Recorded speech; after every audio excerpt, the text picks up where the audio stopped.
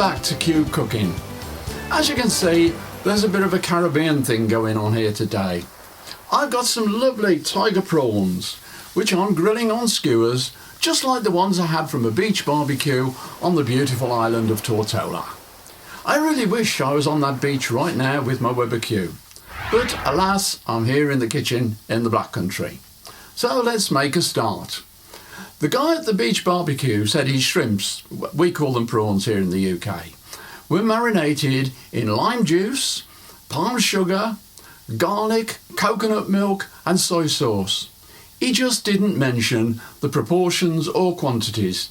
So here's my guess. Let's start with the marinade.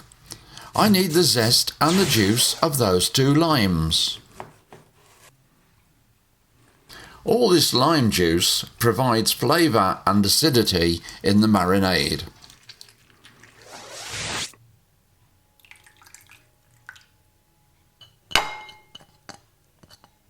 This was a Christmas gift.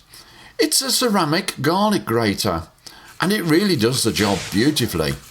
Just rub a garlic clove over the rough centre to get this lovely juicy garlic mush. Scrape every little bit.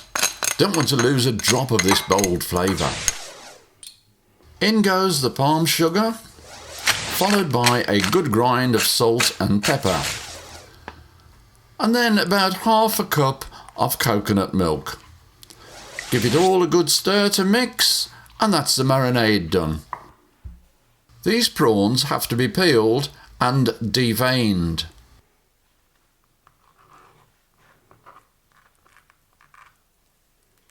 Yes, it's a messy, fiddly job. You could use ready peeled prawns if they're available. I couldn't get hold of any on the day I got these, so I'll just have to be patient and make sure all of the shell is removed.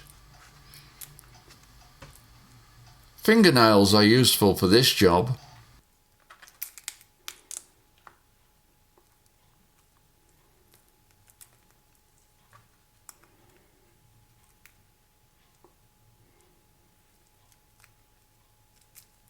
Have to be careful here, as I want to keep the tail on, just because I like the look of them that way.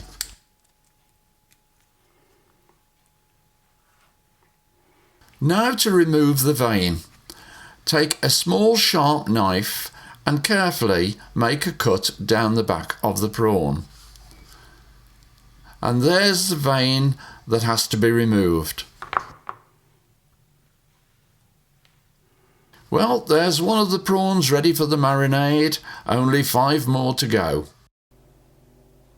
Add the prawns to the marinade for just 15 minutes. The acidity starts the cooking process, so don't be tempted to leave them in any longer. To accompany the prawns, I'm doing sweet potato wedges. So I need to cut them into 4.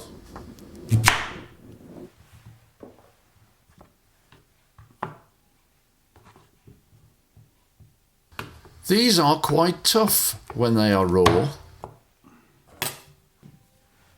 I'm putting the potato wedges into a bowl, and to give them a bit of flavour, I'm adding paprika, sea salt, cumin, coriander and cayenne pepper to taste.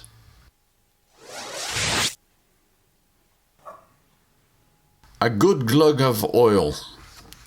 And now get your hands in. Work around to make sure everything is well and truly coated.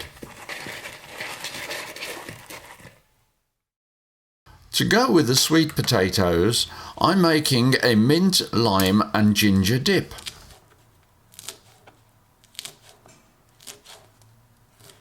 So finely chop the mint leaves.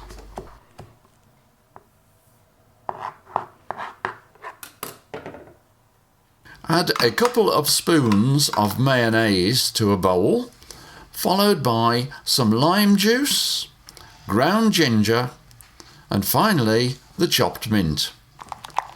Give it all a good stir to mix. and transfer to a ramekin for serving.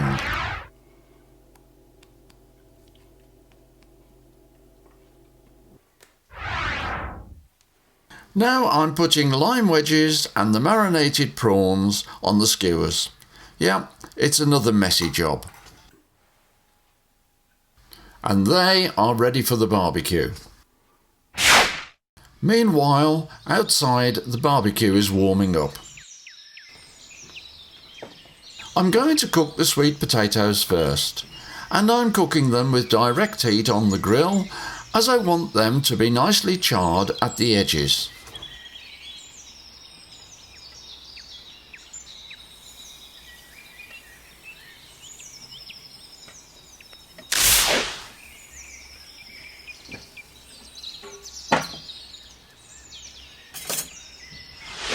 After just 5 minutes, they are cooking nicely, so I'm giving them a turn.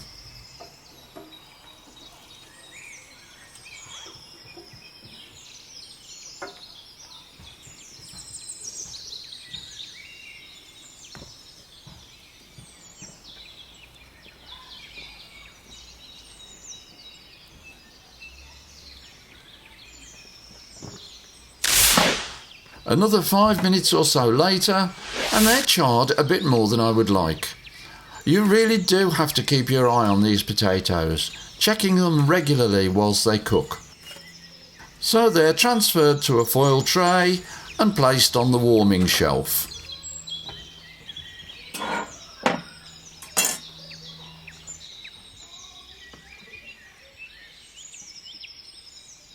The skewers are going on the grill.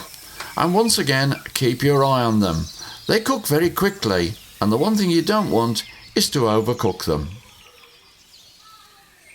I do wish you could smell the aroma coming from these prawns.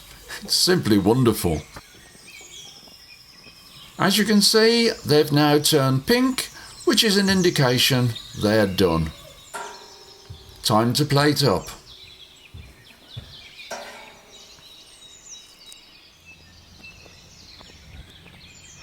And boy, don't they look good.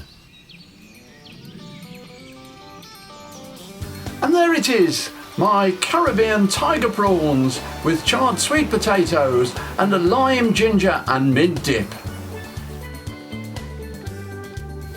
I've got to tell you, these prawns are absolutely delicious. These charred sweet potatoes and this lovely dip, they taste good too. Well, that's all for now from the Caribbean, or in my dreams. So, if you want to know what's coming up next on my barbecue, then all you have to do is subscribe to my channel. Simply click the button below and you'll be among the first to know. So all that's left for me to say is thanks for looking at Qcookin.